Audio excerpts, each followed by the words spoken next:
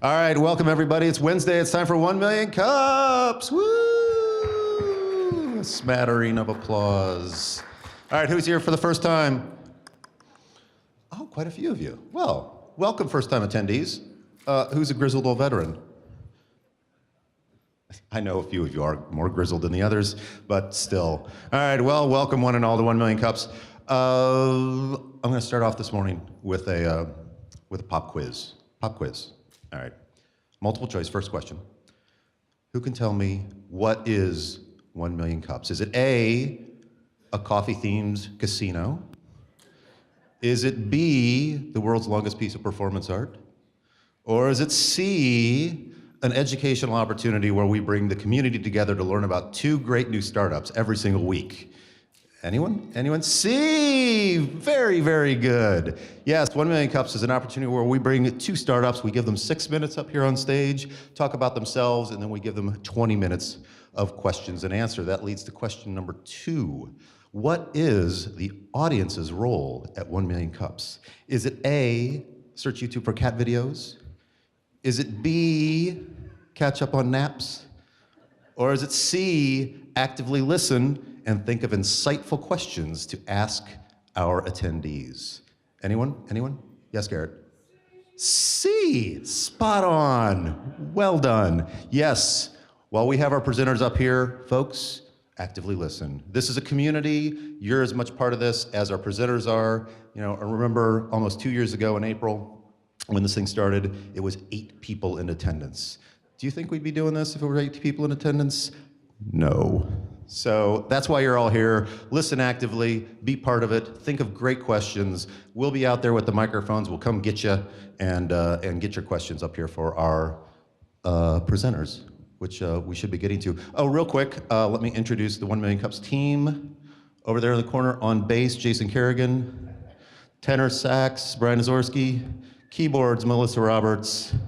Kazoo, I'm Mike Craig. And one quick personal note. This is my last 1 Million Cups as community organizer. I know, you're thinking it's about time. So I'm moving on. We'll have new people coming in. We don't know who yet, but they'll be great. I've had a wonderful time, so please give them, maybe not as much fun, but maybe about half. So at any rate, enough about that. Let's get Brian up here to introduce our first presenter. Huge thank you to Mike Craig for all he did for the last year. Thank you, Mike. I'm happy to introduce Elizabeth LeCamp. She comes here from the St. Louis 1 Million Cups. She presented there, and she has a very innovative solution to a very big problem. Elizabeth?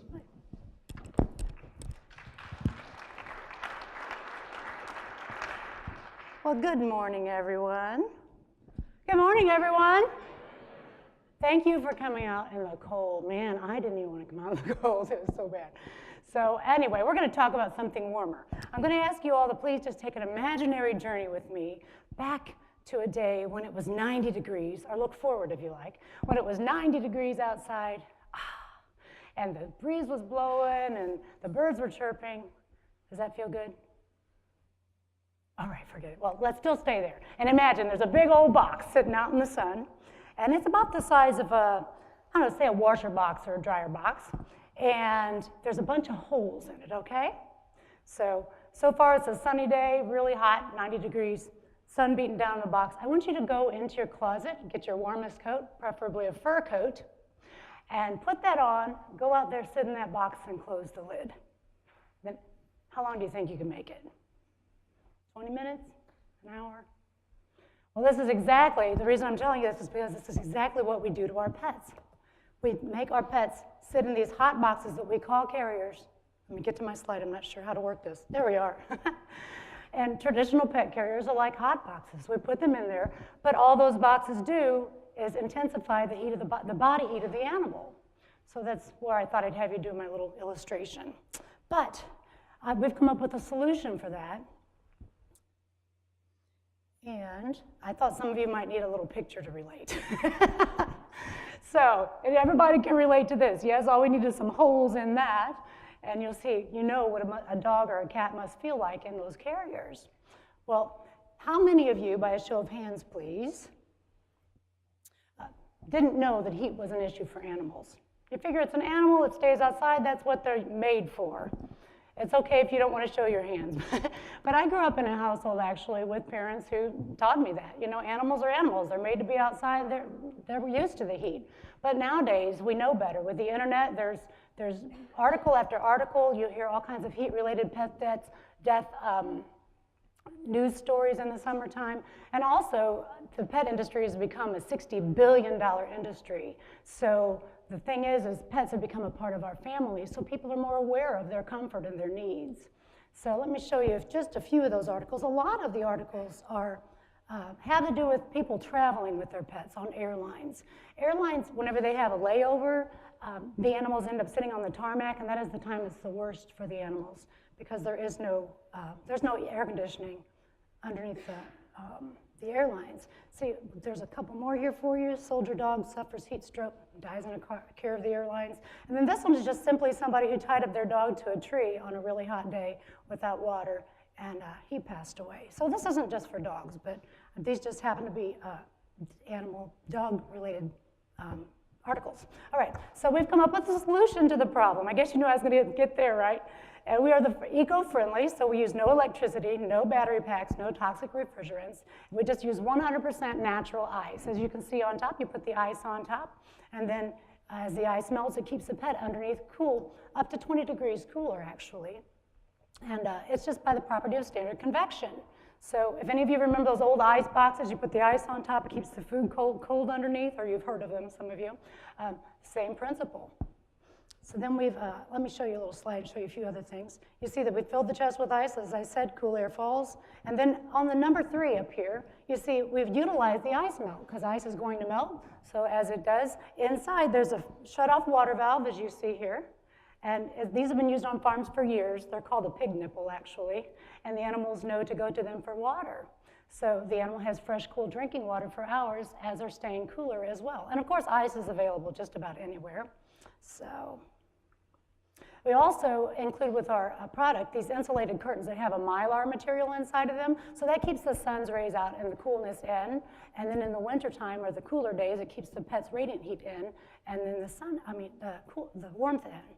On top, also, it can be used for mix and match because it comes with these trays. So you can put ice in some of them, and you can put the pet's treats or whatever in the other ones. People have said, oh, yeah, we could use that for our pet's medicines, keep the medicines cool up there. And then also, you could use it for ice blocks. So you can fill, freeze, and flip those and have the maximum amount of cooling. So. And then you see the extra fasteners there. We are IATA and FAA compliant. So according to their websites, I still need to get to the airlines and get them to see our product and physically approve it. But it is approved according to their websites. And then we also, I don't know if you guys know it, whenever Hurricane Katrina started, or happened, I'm sorry, FEMA started something because people were not leaving their pets behind. They were staying behind with their pets, and there was nowhere for their pet to go. So FEMA mandated that every county has an animal rescue group. So we're perfect for an animal emergency evacuation kit as well. And then I've started a cause called Carriers for Causes, where people can go on when they order for themselves. They can donate a portion to their local charity, dog-related, animal-related charity, and then also, if they buy for the charity, they save a certain amount as well for being a good Samaritan. You all look very tired today. Come on, give me some enthusiasm. I need it up here. All right. And right now, we've started with the small carrier. I'm going to go ahead and show you from here. Oops, this is our small carrier. And we've started with it because, truthfully, the mold for this alone cost $80,000. So you had to start small because that was a lot of money to start a startup. So this fits animals up to 15 pounds. And also, let me show you as I call it, my stupid human trick.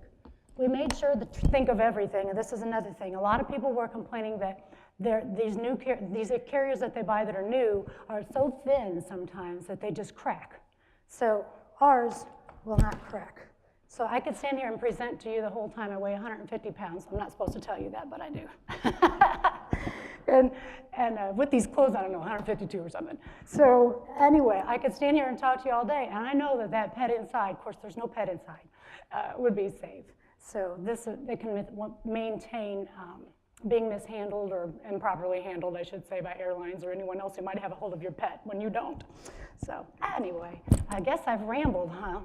Well, thank you, Elizabeth. That looks like a great solution. I'd like to, okay, so can we come up and see this after? Absolutely, yeah. Okay. What other size, do you have larger sizes? Well, this is where we're at. We have this size. We just got product in July. Okay. And then our plight is to get the larger carrier because we've had more and more people say, when are you going to have the larger carrier? And that mold is extremely expensive as well. So we're kind of at this point right now. Okay, it's ready for questions. Brian, it's my last day. You sprint to the back. All right. Who had their hand? Right here. Hi. I want to know how you're distributing these. Are they in pet stores or where you get them? We actually have them in a chain called Tomlinson's in Texas.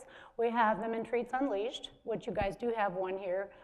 St. Louis is the main hub, and then they have one here in Kansas City. We have them online, Amazon. We also have them, on our site in Amazon.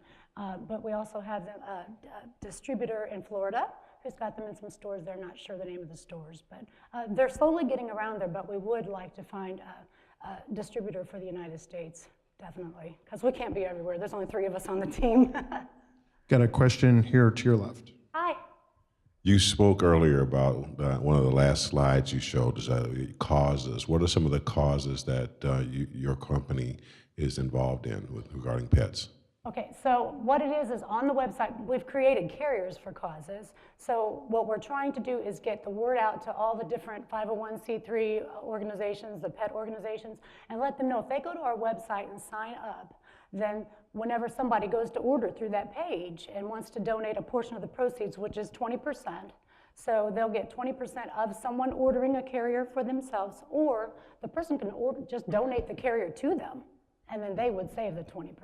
So either they get the 20% of sales when people choose their organization to donate to, or they'll get the carriers. Question for you right here.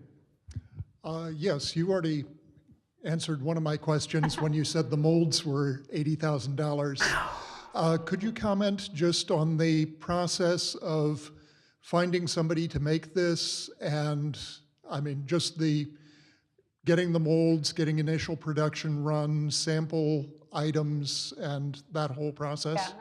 Yeah. First word that comes to mind is stressful. So we actually just got on the phone and started calling manufacturers in the United States, seeing who could give us the best bid, and we found out very quickly that having those molds made in the United States would have cost double.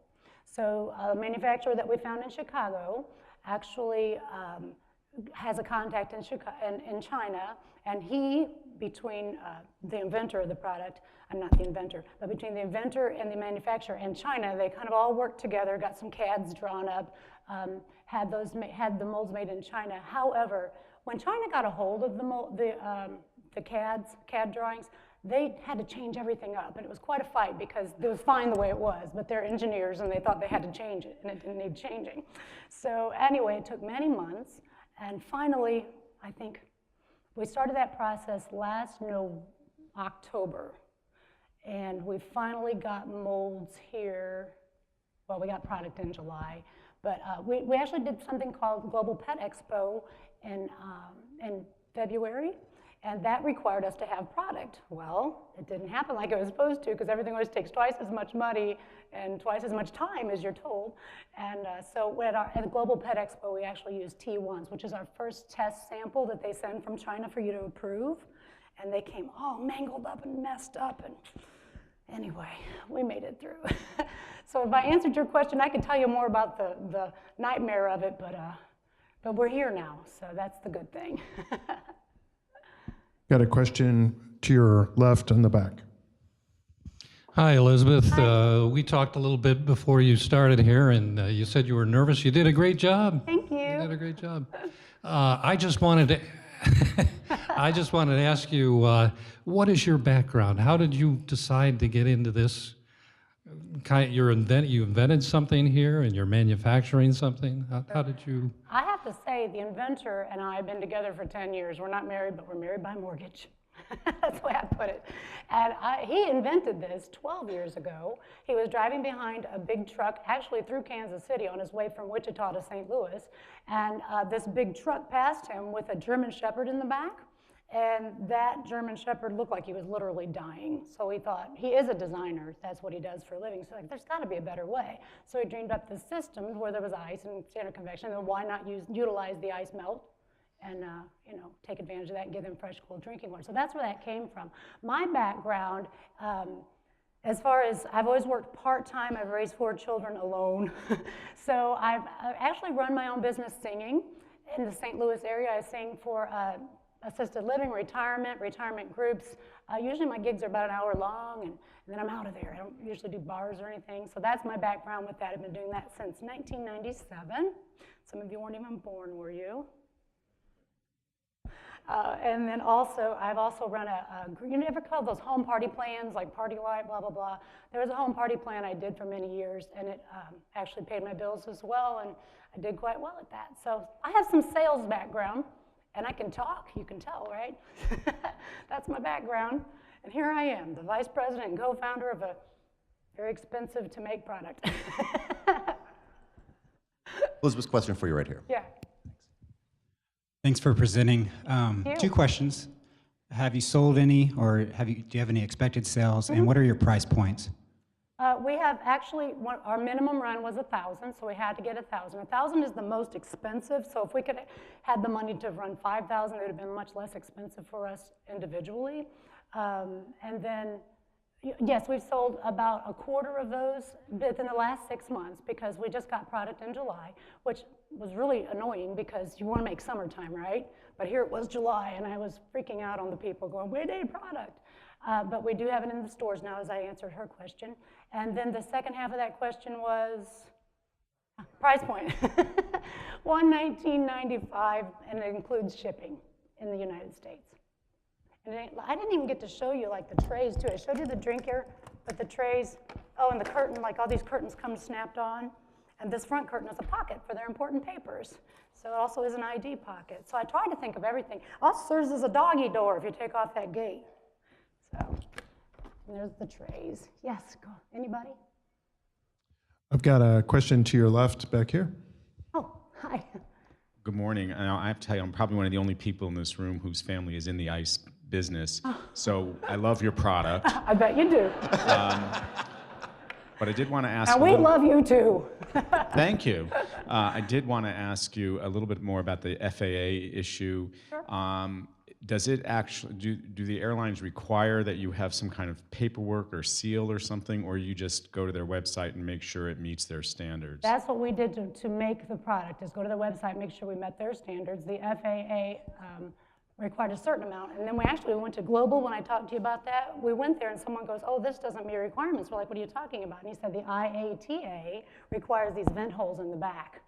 So I guess it's kind of a good thing we didn't really have product yet. We put those vent holes in the back. But as far as getting paperwork, I have to still get to the top of the chain, the food chain at the airlines. I don't need a stamp of approval, but I do need them to know what it is, so when people come to use it, they won't turn it away. Obviously, you can't come with the ice. You'd have to get the ice once you get through security. So is there ice available? We won't have to work a deal. Question here in the back next to the cameras. So in addition to the rescue groups, there's another type of rescue that happens called pet transports. Are you Yes. familiar with those? So we take vans full of rescue animals across the country, and sometimes the vans don't have that great of an air conditioning system, or when you pack 20, 30 dogs in, it's a little hard to cool it. Very true. So I just wanted to suggest that you also reach out to those transport coordinators and those types of rescue groups as well. And I can't tell you how convenient it is to have those pockets on there, because we have to get health certificates to go across state lines. So that's a really convenient amenity for those of us who want to keep track of paperwork and make sure we keep it with the right dog. So great job. Thank you very much. And the top, we've had so many people say, well, we took the cat to the vet, and you know, it was so great to just put their stuff in the top and whatever. And for people who do shows with their animals and have to carry their little knickknacks and stuff, so this whole thing is like a suitcase. I mean, it's all kinds of things put in one. So thank you so much. I appreciate that. Let's talk afterwards. I'll get your card. I have a quick question. In terms of taking this product to market and trying to connect with the big companies, do you go to a distributor, or do you go straight to like a Petco or PetSmart? We have talked directly with some Petcos, or actually a Petco, I shouldn't say some, and the particular woman let us know that even though she is the manager, she has no say-so in what is in her store. So we actually have contacts from Global Pet Expo. We have a list of contacts to get to the top, but it doesn't mean you're going to get to the top, even if you have the list of who came to the expo. So we're working on getting there, but in the meantime, we really would like to have distributors. And a lot of times, the distributors already have the in to those Petco, PetSmart, bigger corporations. So. Perfect name. I already shared it with the neighbors this morning. I tried to order 2 mediums last night, and you don't have those yet. And I've researched it with my animal control officer in Shawnee. I live in codependent Johnson County, where we have codependent laws to match the citizens. It's illegal to leave a pet in a car when it's over 60 degrees outside. Oh. It's up to the discretion of the police officer. I once got a ticket in Merriam just while getting a movie ticket for 3 minutes. Oh my. If you will put your signage a little bigger and say up to 20 degrees cooler, then that will help people not get tickets, because this is really, unless you're transporting a pet, this is for when you're not in the car, because you'll have the air conditioning on. But when you're out of the car for a few moments, if you have to go into the Walmart, I once smuggled a dog into the Walmart, a puppy, claiming it was a service dog in training. But you need to have the signage say that it's up to 20 degrees cooler, and make that big. And I love the curtain idea, like they use on boats to reflect. So this is great name, great business. I want to buy some. Thank you, and I wish we had more sizes to offer. It's just crazy how much these molds cost. But I have to say, as a company, we could never recommend you leave it in the car, because we will get our butts sued off. I have a question right here on the left. Morning. Yes. My question is this design patent also, do you have any competitors that are doing anything similar to this design? Do not. We are the world's first and only pet carrier that cools and hydrates using 100% natural ice. Yes, thank you. So we do have our design patent that came in a couple weeks ago. That was an exciting moment. And our utility patents take several years, so it's been in the process for a while. So, thank you. Question here in the middle. Good morning. A couple of weeks ago, the news taped a video camera inside of a pet carrier and ran it through the airlines, and you watch the pet carrier like roll all the way down the conveyor belt, and by the time the pet carrier got on the plane, the camera had already broken.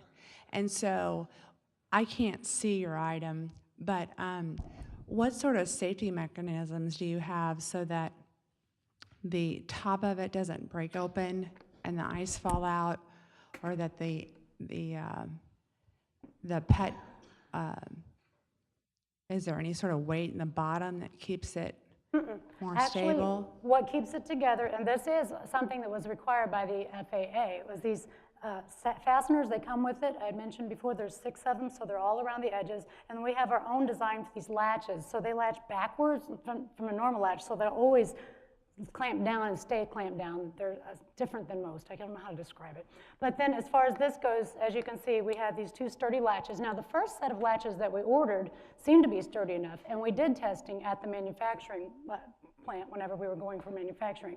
And they actually, the first set of latches we bought failed. So we had to buy new latches. These latches, they put a 20-pound weight in this carrier, and they flung it around and flung it around and flung it around, and they held up. So that's the testing we've done with it, and they just did everything they could to try and get it open as far as that goes. So I'm pretty confident of that. I also kind of wonder, though, if once the FAA or the IAT get a hold of it, they might want to wrap like masking, not masking, tape, you know, thank you, duct tape.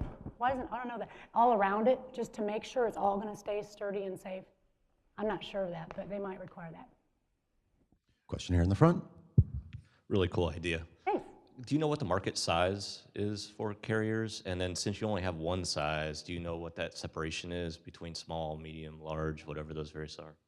That has been such a detriment to us, is to just have the one size, and there's nothing. We've had big investors who say, I can find any numbers I want online, and they've come back and said, we couldn't find numbers on carriers. There's, no matter the deepest, however deep you can go for a search, there's no specific number on how many carriers are sold every year. But one thing I want to point out is we're trying to separate ourselves from regular carriers because we're not just a carrier, you know. We're completely different, although we do serve the same purpose as well. So it's really hard to get a handle on that, but if you have any suggestions on how to find those numbers, I'd love to know. Got a question up here on your left. So manufacturing is done in China. Is assembly also done there? And what are you doing for storage and fulfillment? Thank you. So I didn't get to those slides, but yes, we're made in the USA, and we're made in Chicago at that manufacturer that I spoke of. We'd like to move our molds back to St. Louis so we can have a better hold on quality control, because we're not especially proud of that. They didn't add some curtains sometimes, so we go through every one we sell. But so we started with a fulfillment center in Washington, Missouri, and we quickly realized we didn't need that expense. We just take care of things ourselves. So as most people with a startup, your garage is full of them. And so is a storage unit. But we have them at that fulfillment center on hold. When we get busy enough to where we can, get them out there to them, we'd love for them to just take care of the orders. So. And a question to your right. Yeah. With the ice conveyor at that size, how long can the pet be in there and stay 20 degrees cooler? Sure, it all depends on the weather outside. And what's odd about it, maybe it's not odd to a scientific mind, but to me, the hotter it is outside, the cooler it seems to be inside the carrier. And we do have a test online. If you go to YouTube and look us up, you'll see a couple of tests we ran where you can see the difference. But it stays up to 6 to 8 hours as far as ice, but then it all depends if it's a 100-degree and 80-degree day, a breezy day. It's just going to change all the time. So there's no specific answer for just all the time. Last question. You've got a couple hundred people in front of you. That's awesome. What can we do to help you in any way? Thank you. Well, my biggest plight right now is to not only get people to know it's here, but I also really want to get that. I say the large carrier because the large will fit a medium animal, but the medium won't fit a large animal. So it could, it's also going to help the hunting dogs, the working dogs, the agility dogs, because they're larger breeds a lot of times. So my biggest thing is to try to get the larger size made, and it's just so expensive. That's the big thing. And then the other thing is, I just want y'all to go like us on Facebook. I need some likes. So that's not a big deal, right? I'm sure I'm forgetting something. I could probably tell you more. But. Okay, so you'll be up here afterwards and we can come take a look at it? Yeah, and if there's anything going on tonight, I might be free. So let me know. Well, thank you for coming in from St. Louis, so Elizabeth. I mean entrepreneurial things, people.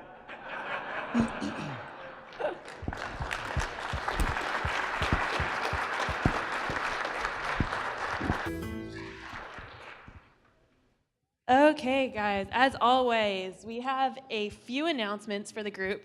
As you will see, you have these wonderful printed announcements courtesy of MediaHead, our very generous announcement sponsor. So please take a look at that. There's a lot of information about stuff going on in Kansas City this week, and there is a KCSV event for which the deadline for registration is today, so don't miss it. There's a Black History Month film series that's being put on by Cinema KC. There's the Resilience Summit that's coming up, Crowdfunding KC. And then 2 very quick things for the community. Startup Bus is currently accepting applications. It's like Startup Weekend.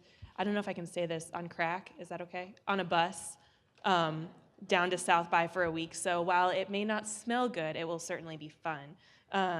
And then finally, great supporter of the startup community, Snow & Co.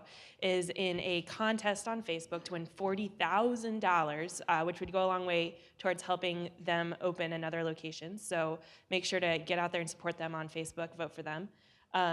Very quickly, 2 announcements. First, Kaufman's got a new program called Startup Scholars. And I think we have a little video to show for that.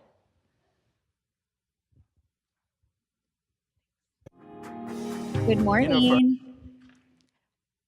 My colleague Murray and I'm Hallie French. We're from Kaufman Scholars, and we're just going to take a couple minutes to talk about a new program that we're launching. Some of you will see the flyers on your chairs. It's called Startup Scholars. I'm going to let Murray talk just real briefly about the program and the informational session we're having on February 4th, and then we're going to show you a 2-minute promotional video about the program. And we will be here afterwards if you have any questions for us. All right, real quick before I start, could everyone please follow us at Kaufman KSI? We send out a lot of information about this program, but as Hallie mentioned, Startup Scholars is an exciting internship program where we try to match our Kaufman Scholars with local entrepreneurs, startups, and companies. And the kicker here is it's at no cost to the company. Kaufman Scholars will actually pay the students an hourly wage. So we have a quick promo that's just going to talk a little bit about the program. As Hallie mentioned, we're going to have an info session in Kaufman Labs on February 4th, but we'll also be around to answer any questions you guys have at the end. So thank you very much. For us, when we initially had conversations about having the internship program, it was very important for us to identify intersections between entrepreneurship and education. Ultimately, if we can match students across Kansas City to great entrepreneurs who are really thriving and want to be able to bring a student along with them, at the end of the program, students should be able to celebrate success. They should be able to look back and know that they've learned and that they've grown. I had mentors that were willing to ask the tough questions. Where was I heading? Why was I going there? What are my passions? And by asking me those questions, they helped me figure out a path. And that's what I provide for the people who work here at World Hub Solutions. I care about them as individuals and where they're heading. That includes the local healthcare workers in the middle of nowhere in Haiti, and it includes my employees and my interns here. Everyone has hopes and dreams, and I want to help people achieve those. It would be almost criminal if we didn't match our students up to, these entrepreneurs who are, struggling and fighting every day to make their businesses succeed. And they just need a little extra help, and we have the students who can help. A lot of them have hidden talents that have not been harnessed, that if they just had the opportunity, they would take it and run with it, and they would flourish. I wanted to be an entrepreneur when I was like, this hobby or whatever, making a little cash on the side, started to grow into something I never expected. It doesn't really hit you until you see pictures on Instagram or social media. It's like, that's my t-shirt, I made that. So that's crazy. I would love to learn from a startup company in Kansas City. I feel that's like the next step. I've tried to start up my own, and if I can see someone that's doing it and is progressing at it and they're successful, that would be perfect. I could almost base it off of that. We're providing an opportunity for our students to immerse themselves in Kansas City, immerse themselves in great businesses across the community, and so for our students to be able to showcase these experiences and showcase these talents and potential businesses throughout the community. For me, the community will learn that there are great things happening in the urban core. There are great things happening at some of these forgotten high schools. And there's a lot of talent available throughout the community that has not been harnessed and has not been tapped into.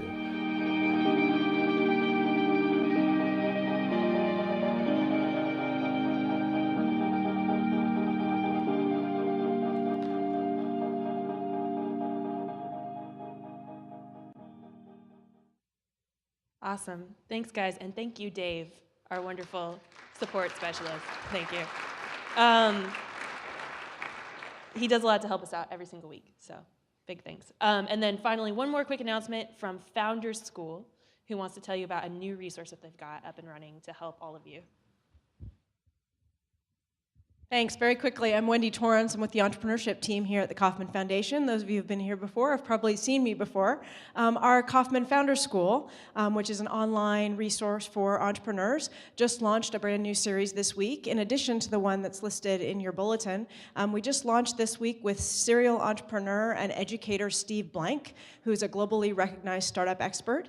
We have a series with him called Startups that explores the difference between startups and big companies and talks about the implications that this difference has on the activities you should be engaged in as a startup and the kinds of roles that you might be playing in your company. My favorite in this series is a module called Pivot or Proceed, How to Decide, which explores the crucial question of how to figure out whether you're on the right course and what you should do about it. So I encourage you to check it out. We have postcards and stickers at the back. We are kaufmanfounderschool.org and on Twitter @KaufmanFS.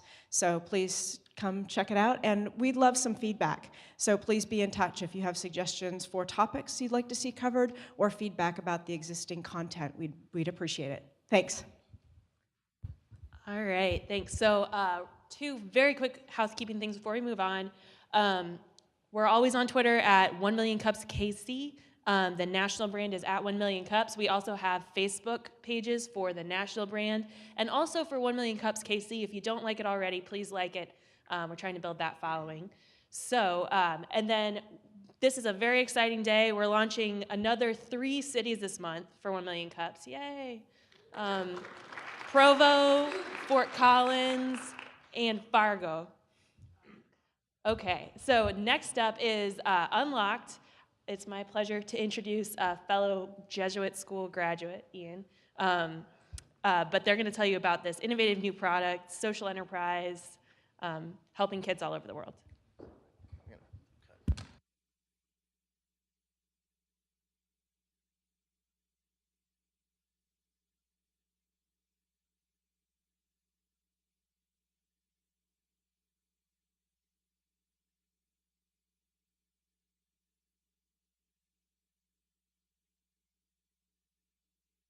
I'm Ian Kuklinski, this is Doug Vandervalk. We're Unlocked Furniture, and what we do is we're a nonprofit designer furniture company. And we actually got into this, he's a designer, I'm more on the operations side and project management, and it started late night Skype chat. We wanted to do something entrepreneurial, we wanted to do something a little bit more with our skills, so I'm guessing a lot of you guys got into business for the same reason.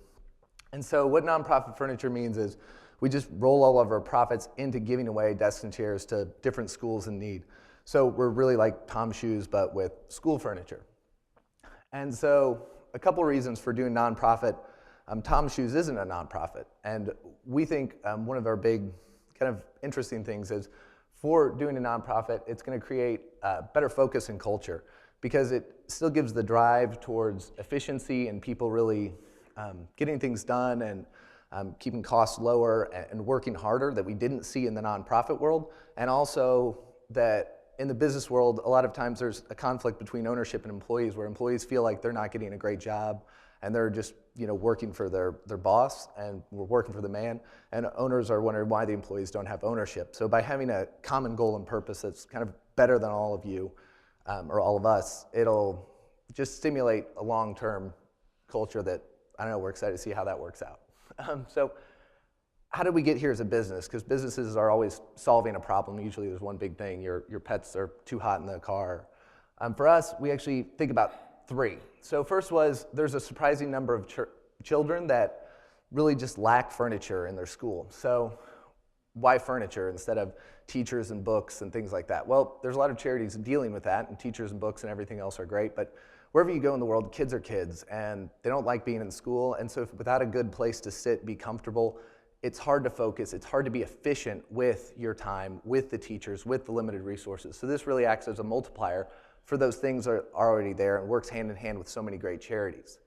So if I said picture a school, you're probably gonna say something like this, desk, chair, but if I said, okay, no, it's a poor school, inadequate furniture, you might go somewhere like this. Broken desktops, mold books. Really what we're talking about is a place like this, where you're sitting on a concrete floor all day, if you have a poured concrete floor. we're talking about trying to pay attention to the teacher while you're looking over other kids' heads. You know, you just walked to school, your hips and back are gonna start to hurt. You're just not gonna pay attention. And then we're talking about trying to take notes if you're gonna take a note or do a math problem or anything like that. We're talking about writing on your legs or, again, an uneven concrete surface. So it's burning through the pencils, the paper, everything else. So this, again, deals with that. The second problem that we realized was money. A lot of nonprofits spend a lot of their time making money, trying to get donations. And national average is about 20 cents on the dollar. For every dollar they give away, it costs them 20 cents to raise it. And that's an expensive cost of capital for any business. If you said, you know, I've got a 20% loan on whatever I'm doing, it's a lot. So we said, well, how can we solve this? And that's actually comes to the solution, which is our business opportunity, and the third problem, which is simple modern furniture that we liked, that was, you know, functional, aesthetically pleasing, and the thing that we could purchase once for a lifetime is usually really expensive, and it doesn't seem to be inherently need to be that way. It's just because it's inefficiently manufactured. That's not a part of the design concept from the beginning. So how are we different? What have we done to do this? Well, we thought about design from the beginning, and so we didn't have to, after the fact, say, well, we want to give this up for cost, or you know, oh, forget the cost, you know, we want to make it this way. They were integrated, and that's where, you know, I'm the manufacturing side and he's the design side. So he makes it look great and not be just awful like I'd probably make it. And so what we wind up with is with this cut design. So on a single 4x8 sheet of plywood, we can manufacture 2 desks, 2 chairs, and then 6 toy cars. And usually in manufacturing, a standard you're gonna find is about 20% waste. But during our conception, we wanted to stay away from hardware. And so everything we manufacture is CNC cut Baltic birch plywood. And so you don't have any sort of inventory issues. You can manufacture everything just in time because there's not a lot of parts. And I don't know if anyone has taken things out to bid to manufacturers, but when they have to rejig a factory, it's a serious capital investment. So they really need to believe in your company. And starting up a manufacturing process tends to be really difficult because nobody wants to risk their company on the future of yours.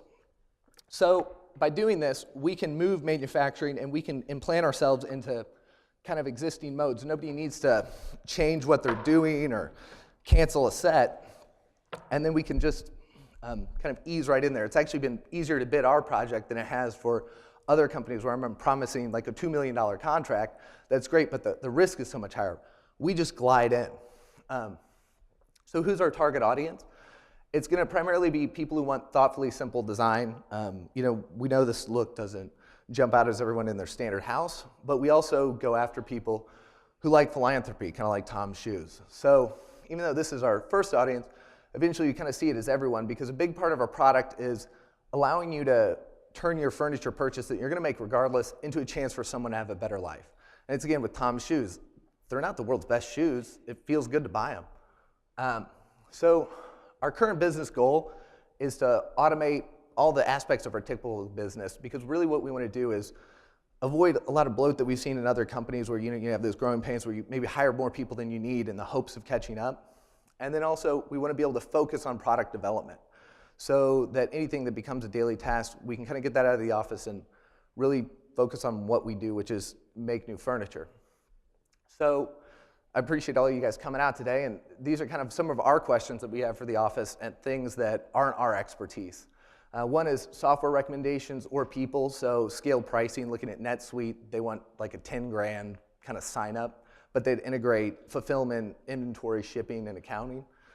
So does anyone else have something like that? The other is we can ship one-off direct UPS from our manufacturer, but maybe we do a locally outsourced fulfillment. We do some small batch shipments, like a pallet at a time to Kansas City and ship from there. Next, crowdfunding. People, what's worked, what hasn't. We get a lot of marketing offers from people saying, hey, let us help you with your crowdfunding site. The dollar values are already really low. I mean, so much so to the point that I'm wondering what we're actually gonna get for that. And then lastly is advice from nonprofits, anything we may be missing or that we can do. And social media experts, what aren't we doing? Honestly, advice for Pinterest and Twitter, because those are two things, I know they're powerful tools, but not really impressing anybody. Oh, I keep going on autoplay. That was me jumping on a desk. So it's really strong. I'm sure we can get 3 or 4 of you up there, and it's not going anywhere. So it'll work for a lifetime. Great. Thank you, gentlemen.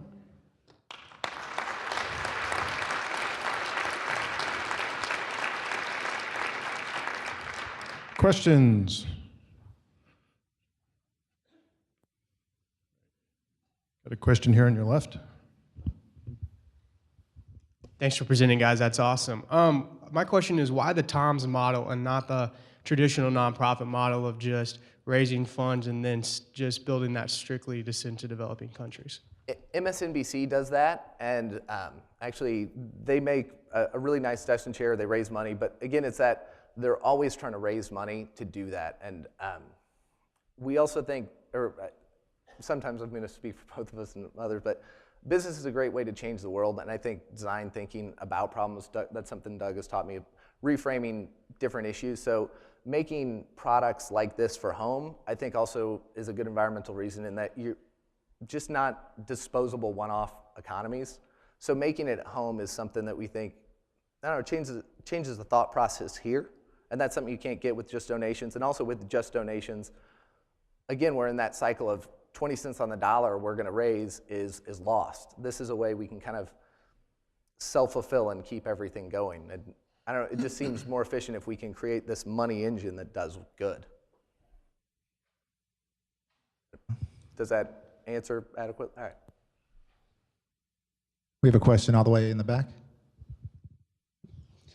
Hi, good morning. I have a question about your distribution to the actual schools overseas. Do you have any projects going on now? And also, if you don't, what is your vision for that process? Right now, the one school that we've got is actually another friend. He's works with one in China. That's the first school we want to work with because we can track it after we ship. We know it works well here. Doug and I both use our products at home, but how it's going to work overseas, you know, I'm sure there's going to be something that we didn't think about. So by working with this school, it's Guangzhou, and they're not as remote as we'd like to get, but they're going to allow us to do a few rooms at first, get feedback, tweak the design, and then we can do the whole school. And from there, we do want to really concentrate on more remote areas because a lot of places actually add some filler slides.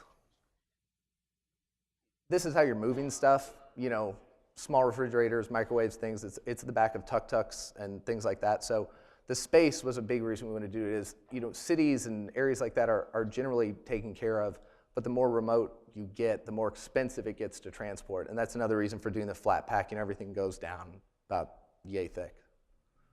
We have a question over here on your left. So I really like your product. I love the design. I like that kind of very modern kind of design.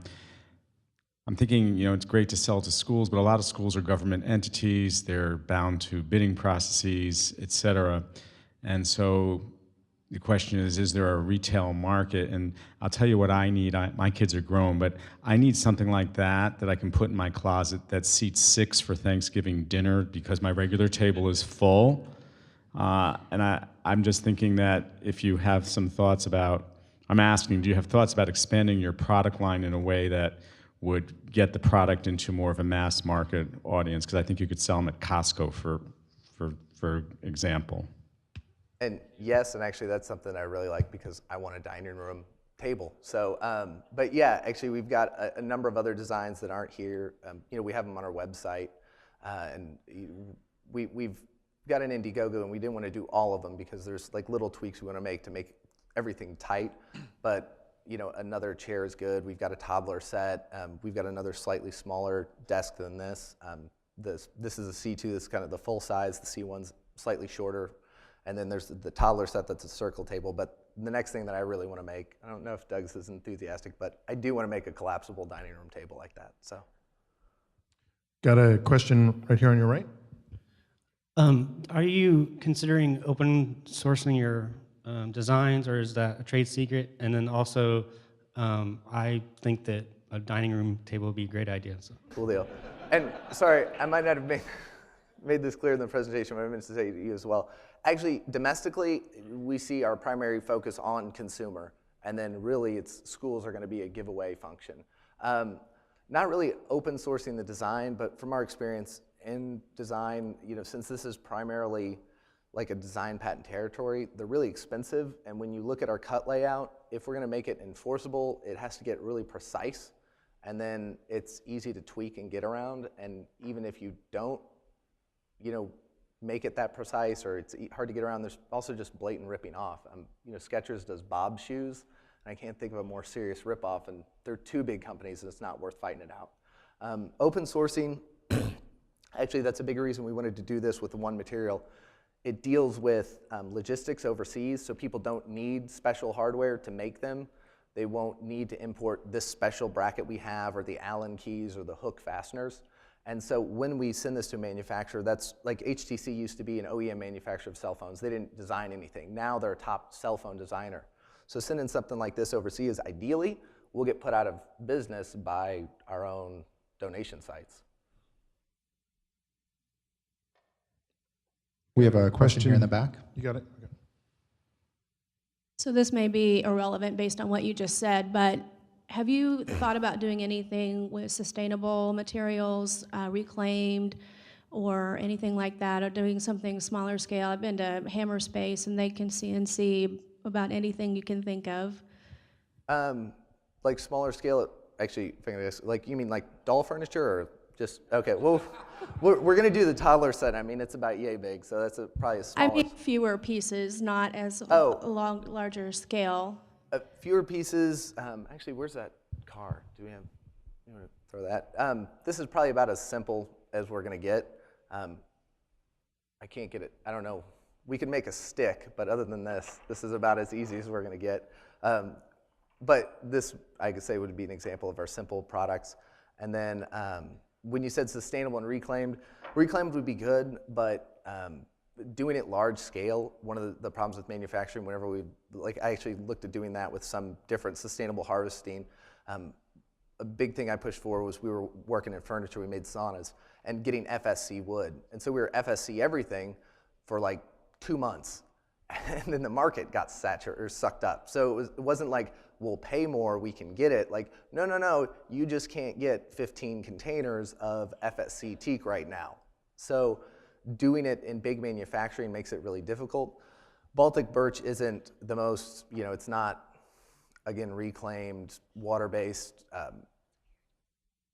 plywood, but plywood itself, when you're shaving the logs, it's pretty efficient in the waste and what you get, the strength to weight, because you're able to peel that whole log and create sheets. So inherently, plywood actually is a pretty environmentally friendly product. Kelly has a question here on your right. Can I have that car? I love what you guys are doing here. I love the design, and my favorite thing about it is how it's interlocking and you don't need these additional tools, so super kudos to that. I was wondering if you could talk a little bit more about the process of like building the relationships of who these are going to, of like who it's helping. So I think people think about that concept of wanting to help people in need or reaching out to these other countries and stuff, but like the actual process of finding those, of building those relationships and actually making it happen. Can you talk a little more into that? Well, fortunately, unfortunately, there's no shortage of people and suggestions for places to give them. Like I said, my friend's got a couple schools already. My brother spent some time in the Peace Corps. It seems like that's a good connection. And then actually contacted, I was a Jesuit, so they've got a lot of missions everywhere. And just talking to someone in alumni relations got me put in touch with, like a regional director guy of schools. So it's pretty easy to just establish that, especially when you say, I want to give away free furniture. But a recent one was Doug's wife is an esthetician and gave a facial to a lady who happened to work for Children's International or something, and we've been meaning to get together with them as well, where they said, yeah, we might have some place to use it. So that's actually been just pretty simple. If you come up with something to do, that's another reason we wanted to make a product and do something that we could do. I had a gap in some school when I graduated, and looking for a place to just give my time. It seemed like all the nonprofits I went to, I thought, I've got skills, I can give something, maybe I can file clerk, I don't care. And And most people said, great, we love you, thank you, but really we just need money. And so that's what I did for a couple of years. And then once I have skills that I can contribute, really once you have a product or service that you can give someone, there's not a need, or there's no shortage of need. Great. We have a question over here on your left. Very quick question. Kickstarter versus Indiegogo. We actually worked on a Kickstarter originally, and we had a video that said, go to our Kickstarter. And then they felt like it was too philanthropically based. That was too much of an emphasis of our project. And so we ended up going with Indiegogo because of the more open format. No knock on Kickstarter at all, because we understand they want to get away from just give us money for this. We really do want to push the business side, because that business side, business will change the world faster than good thoughts and good vibes will. So, but we went with Indiegogo for the open platform, really. We have a question on Twitter. Oh, all right. Okay, so a good question from the Twitter feed, the Twitter wall. First. From someone watching the live stream. Man. Yeah, so this is a distance question. So it seems like there are a lot of great stories of the people that you're actually helping, in addition to the relationships that you're building, like the actual kids. So, what are the ways that you've thought about telling those stories to help support your social media or your PR efforts? Well, with the drop, it'd just be taking pictures of the drops, and that would make everything easy. But depending on how we can, again, this goes to the automation process, is if we can automate all of our inventory and fulfillment, it'd be great that we could track a product. For instance, this is a desk. I don't know how we do it before or after, but you could get, printout sheets with a kid.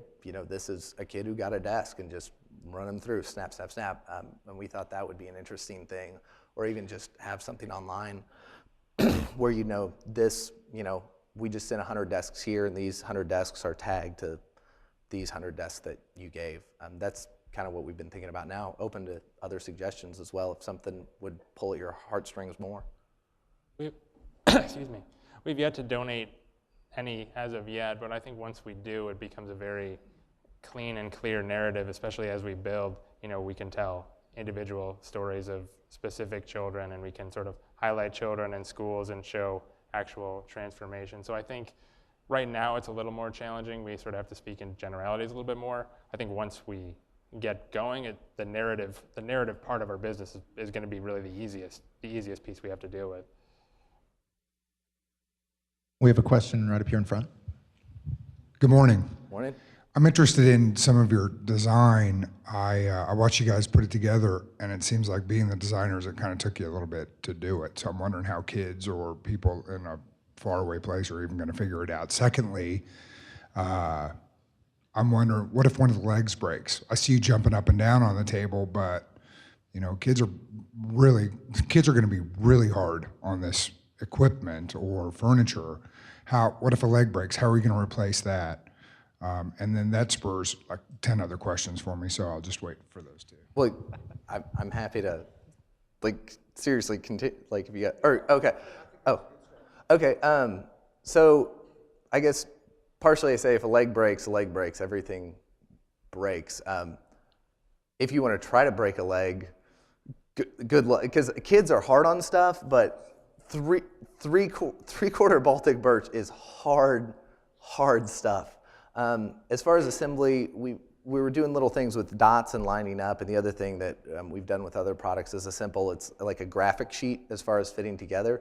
I didn't think we struggled putting it together, but if it takes someone 3 minutes to put together their desk one time, we still beat IKEA very handsomely. And so I think they'll be able to get it, and that was part of the reason where we did want to keep it, pretty simple. Like a lot of the distances and the sizes, there's not a way to, even if it takes you a really long time, if you just keep putting it together, there's not a way to, you can't put it together in reverse. It won't work like that. So if you just start kind of snapping at things, they should all work. But the idea is, again, that it'd be a sheet with a graphic where you see it laid out, the legs come up, the seat goes on, the leg pieces come in, the back goes down. And then that should give, even a literate, just a visual for it. And I think in terms of pieces breaking, I think, our goal is to work with local manufacturing in impoverished communities. So the fact that it's a single material, that it's done by local manufacturers, if a piece breaks, replacing it is going to, with a system like this, is going to be a lot easier than, if we ship something from hundreds, thousands of miles away into a place, and if that breaks, how are they going to replace it? This, if it breaks, you can take a piece of plywood, you can just make that new piece if you want to, and there's manufacturers that will be local that will have already done it once. At least that's the way it's supposed to go. So in the event things do break, it should be easier to replace broken parts than it would be typically.